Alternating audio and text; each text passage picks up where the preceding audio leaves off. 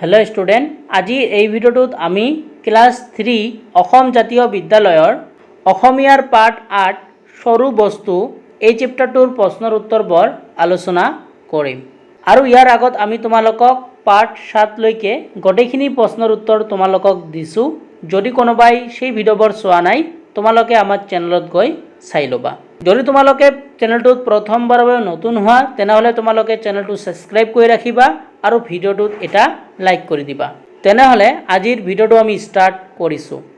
চেপ্টাৰটোৰ নাম হল সৰু বস্তু পাঠ 8 তোমালোকে প্ৰথমতে এই যেটো কবিতা আছে এইটো তোমালোকে 8 শাৰী ভালকৈ মুখস্থ কৰিবা তোমালোকক পৰীক্ষাত লিখিব দিব পাৰে এতিয়া আমি ইয়াৰ প্ৰশ্নবোৰ লৈ যাও তো প্ৰথমে তোমালোকক ক্ৰিয়াকলাপত দিয়া আছে অৰ্থৰ সৈতে চিনাকি হোৱা তো তোমালোকে এইবোৰ পঢ়িবা ঠিক আছে তাৰ পিছত তোমালোকক 1 নম্বৰ প্ৰশ্নটো কি দিয়া আছে চোৱা 1 নম্বৰটো দিয়া আছে কবিতাটো মনত ৰাখা তোমালোকক কবিতাটো মনত ৰাখিব কৈছে ঠিক আছে তাৰ পিছত তোমালোকক 2 নম্বৰত প্ৰশ্ন দিয়া আছে চোৱা 2 নম্বৰত তোমালোকক দিয়া আছে প্ৰথমে কোৱা তাৰ পিছত লিখা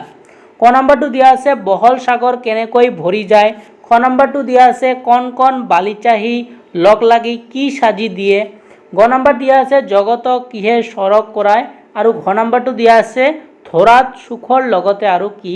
থাকে তোমালোকক মই প্ৰথমতে এই 2 নম্বৰৰ জীৱৰ উত্তৰ আছে এইবোৰ দিম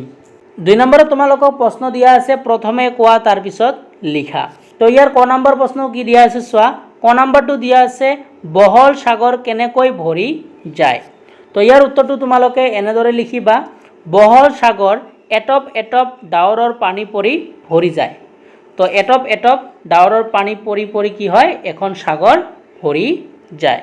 তাৰ পিছত তোমালোকক খ নম্বৰ প্ৰশ্নটো কি দিয়া আছে চোৱা খ নম্বৰটো দিয়া আছে কোন কোন বালিচাহি লগ লাগি কি সাজি দিয়ে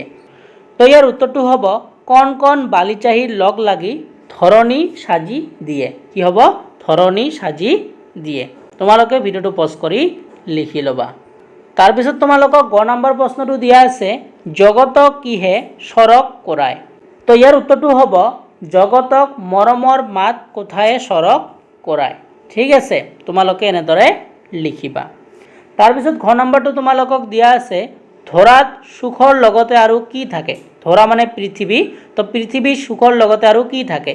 তো ইয়াৰ উত্তৰটো তোমালোকে লিখিবা ধৰাত সুখৰ লগতে আৰু কি থাকে দুখ থাকে তোমালোকে এনেদৰে প্ৰশ্নৰ উত্তৰবোৰ লিখি লবা মই তোমালোকক একৰ গটেখিনি প্ৰশ্নৰ উত্তৰ লিখি দিলো আশা কৰিছো তোমালোকে লিখি ললা এতিয়া আমি নেক্সট প্ৰশ্নবোৰ চাও মই তোমালোকক 2 নম্বৰৰ গটেখিনি প্ৰশ্নৰ উত্তৰ লিখি দিলো আশা কৰিছো তোমালোকে লিখি ললা তাৰ পিছত তোমালোকক 3 নম্বৰৰ প্ৰশ্ন দিয়া আছে পঢ়া বুজা আৰু লিখা তো তোমালোকক প্ৰথমটো দিয়া আছে সৰক তো ইয়াতে উত্তৰটো লিখি দিছে মৰত তাৰ পিছত দিয়া আছে বহল ইয়াতে কি হ'ব লিখিব কৈছে তাৰ পিছত দিয়া আছে সুখ ইয়াতে কি হ'ব লিখিব কৈছে তাৰ পিছত দিয়া আছে মৰম আৰু তাৰ পিছত দিয়া আছে হাঁহি আৰু তোমালোকক এই বাকচটোৰ ভিতৰত উত্তৰবোৰ দি আছে ঠিক আছে তো কণ্ঠৰ লগত কণ্ঠ মিলিব তোমালোকক এই খালি ঠাইবোৰত লিখিব লাগে এতিয়া আমি তোমালোকক এইবোৰৰ উত্তৰ দিম তোমালোকক 3 নম্বৰ প্ৰশ্নটো দিয়া আছিল পঢ়া বুজা আৰু লিখা তো প্ৰথমটো দিয়া আছে সৰক উত্তৰটো তোমালোকক বুকত দিয়া আছে মৰত বুলি এতিয়া তাৰ পিছতো দিয়া আছে তোমালোকৰ বহল তো এই বাকচত যেটো ঠেক আছে এইটো হ'ব তোমালোকৰ এই খালি ঠাইটোত ঠিক আছে তোমালোকে ঠেক লিখিবা তাৰ পিছত দিয়া আছে সুখ ইয়াতে কি হ'ব দুখ হ'ব কি হ'ব দুখ হ'ব তাৰ পিছত দিয়া আছে মৰম ইয়াতে কি হ'ব ঘৃণা হ'ব কি হ'ব ঘৃণা হ'ব তাৰ পিছত দিয়া আছে হাঁহি তো ইয়াতে কি হ'ব কান্দন হ'ব কি হ'ব কান্দন হ'ব মই তোমালোকক 3 নম্বৰৰ গটেখিনি প্ৰশ্নৰ উত্তৰ দিলো আশা কৰিছো তোমালোকে লিখি ললা